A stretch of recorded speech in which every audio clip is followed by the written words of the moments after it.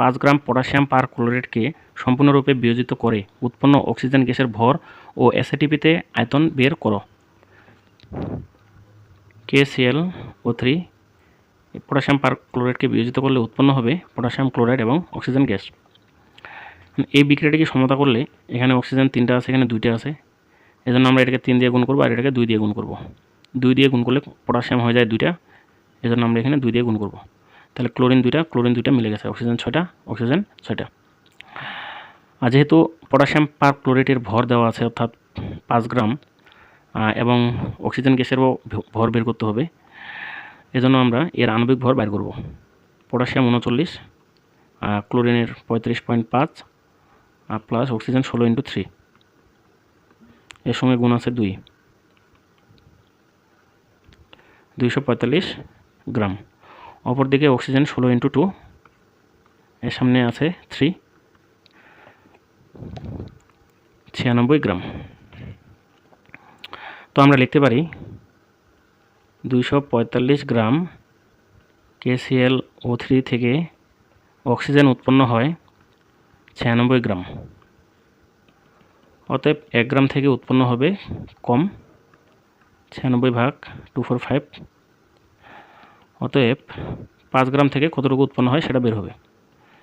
5 গ্রাম থেকে উৎপন্ন হবে 96 × 5, 245। তো 5 গ্রাম থেকে উৎপন্ন হবে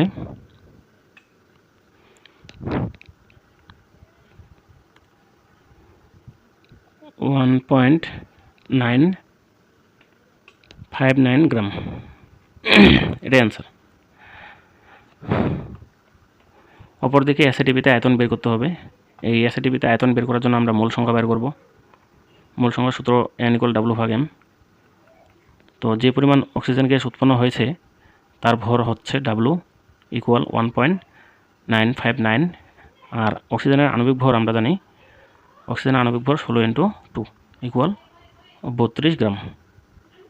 তো এখানে আণবিক ভরের মানটা বসাই দেব 32 গ্রাম, 0.0612 মোল। আর আমরা জানি এসটিপিতে 1 মোল সমান 22.4 লিটার। তো 1 মোলের আয়তন যদি হয় 22.4 লিটার, অতএব এই পরিমাণ মোলের আয়তন কত হবে, এটা গুণ হয়ে যাবে।